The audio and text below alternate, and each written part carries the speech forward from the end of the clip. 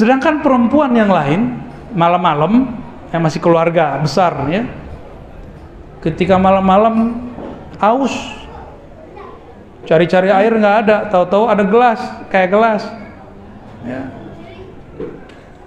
Wah, harum, dia harum, diminum. Besok bangun tidur Rasulullah SAW lihat, lah kok nggak ada. Ditanya sama Rasulullah, disidang tuh orang serumah, siapa yang minum ini nih? Si perempuan mengatakan, aku wahai Rasulullah. Ini disebutkan kisahnya dalam Akhasa'is al-Kubra. Imam Suyuti dengan lengkap sekali dengan beberapa versi. Apa kata Nabi? Nabi nggak marah.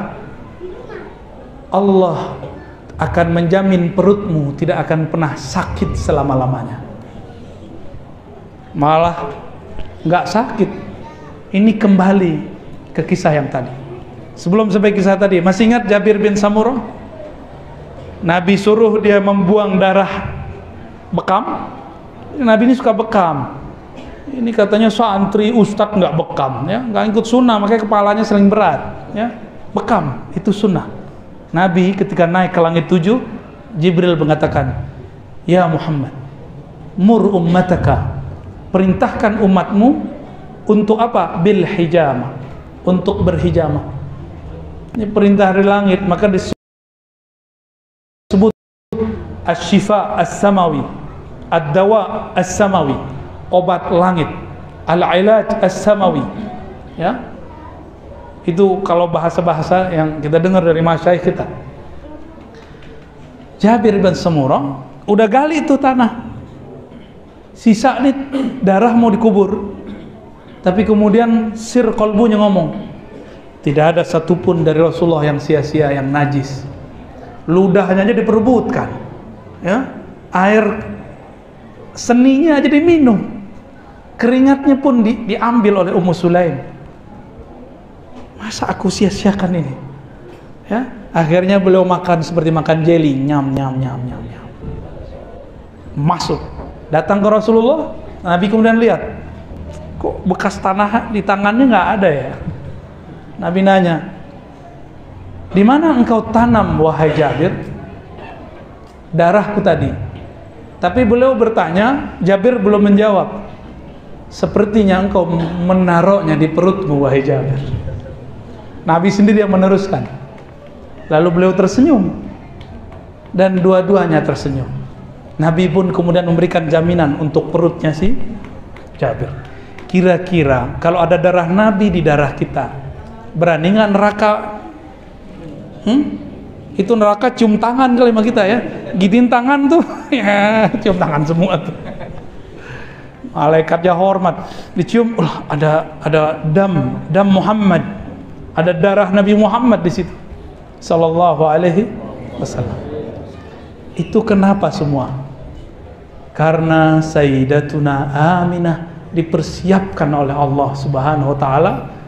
Jika Maryam dipersiapkan makanan-makanan surga, fa'aula li sayyidatina Aminah, maka Nabiuna Muhammad yang di dalam perutnya itu lebih utama ibunya dijamin makanannya, bahkan sebelum ia hamil. Jadi Aminah itu sebenarnya sudah mengalami hal-hal itu dari remajanya, dari gadisnya, sudah sering mengalami. Tapi yang lebih sering mengalami lagi Sayyiduna Abdullah, ayahanda dari Sayyidina Muhammad sallallahu alaihi wasallam, ya. Biasakan nyebut nama Nabi pakai Sayyidina, ya. Biasakan, walaupun lupa-lupa ditambah lagi. Jadi kira-kira kenapa berkah dalam tubuh Nabi? Karena ia tumbuh dari rahim yang punya rahim ini Aminah dijamin makanannya dari langit, ditemui oleh makhluk-makhluk mulia dari langit, disapa oleh nabi-nabi yang namanya masyhur di langit. Maka wajar Nabi Muhammad SAW semua yang ada di tubuhnya, apalagi di dalam kolbunya, apalagi yang di dalam ruhnya, semuanya penuh keberkahan. Uwais Al-Qarni nggak ketemu fisik Nabi, tapi ketemu nur Nabi SAW. Maka semua teman Uwais Al-Qarni melihat Uwais tidak umroh tapi dia ada di sana.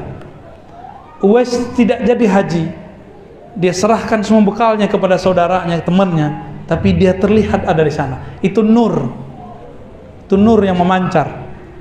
Ya, itulah kenapa ada kajian-kajian Nur Muhammad sallallahu alaihi wasallam. Ya, udah jam 10 nih. Udah dulu ya.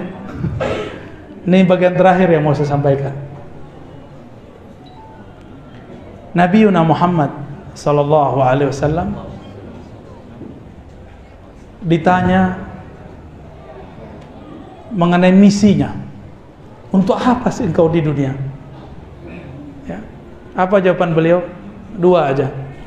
An a'budallah wa la usyriku bihi syai'a. Ini hadis Muslim ya. Aku menyembah Allah dan tidak menyekutuinya. Dan yang kedua, an asilal arham, menyambung jalinan kasih sayang. Kembali ke lafaz pertama, aku menyembah Allah. Saya pernah menjelaskan di luar, mungkin yang sering ikuti kajian-kajian online, surat Az-Zariyat, wa ma khalaqtul jinna wal insa illa liya'budun. Tidaklah aku ciptakan jin dan manusia kecuali untuk ya'budun, menyembahku. Kawan saya anti maulid, terus dia bawakan ayat ini. Apa kata dia? Kita nggak diperintahkan maulid, kita diperintahkan ibadah. Ente maulid, dia bilang gitu. Saya senyum aja. Ayat kamu tadi apa? Coba diulang. Kita suruh dia ulang baca ayatnya. Fasih sekali. Wa ma khalaqtul jinna wal insa illa liya'budun. Saya bilang, yaudah bantu saya dong terjemahin. Dia terjemahin, bagus sekali terjemahannya. Tidaklah aku ciptakan jin dan manusia kecuali untuk menyembahku. Habis itu saya nanya, siapakah orang yang paling sempurna menyembah Allah? Oh, Rasulullah dong. Sepakat deh. Cerdas juga tuh anak ya, tapi cerdasnya terlambat. Oh, Rasulullah dong. Oke, Rasulullah ya. Kamu bisa ibadah sekarang itu karena siapa? Siapa yang ngajarin ini? Berkat siapa ini? Rasulullah dong. Oh, bagus. Baik. Coba kamu ulang terjemahan ayatnya ya. Tidaklah aku ciptakan jin dan manusia kecuali untuk menyembahku.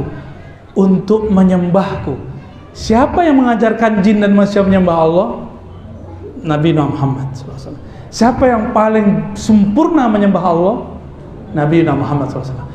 Kalau orang bilang ini dalil anti maulid, kita ini perintahnya ibadah bukan maulid, dia keliru. Maulid itu adalah peringatan terhadap orang yang disebut di ayat itu, yang karena dia kita bisa menyembah Allah, yang karena dia kita bisa mengenal Allah Subhanahu wa ta'ala. Justru inilah dalil maulid. Tidaklah aku ciptakan jin dan manusia kecuali untuk Muhammad, itu bahasa lainnya. Ya, karena Muhammadlah ya'budun, yang betul-betul menyembah aku, yang betul-betul ya'rif, mengenal aku. Baru turunlah ketika wali mereka sedang duduk bertafakur, bertazakur, berzikir kepada Allah. Di saat itu Allah berkalam di kolbunya. Ya, berkalam di kolbunya, menceritakan ahwal Nabi Muhammad SAW. Maka disebut nih ilham kudus. Apa kata Allah kepada Nabi Muhammad? Terdengar oleh kolbu ini wali. Laulaka ya Muhammad ma khalaqtul aflaq. Kalau bukan karena engkau hai Muhammad, aku tidak ciptakan alam semesta. Jadi ini bukan hadis, ini ilham para wali habis baca ayat itu. Karena wali-wali itu, kalau saya nih kan ngampus, nyantri. Kayak Dr. Tengku Rusli juga sama. Kami kalau bingung baca tafsir, kita cari tafsirnya. Yang bisa googling. Googlingnya pakai smartphone Cina. Katanya anti Cina kan. Ada juga yang anti Yahudi, tapi pakai Apple.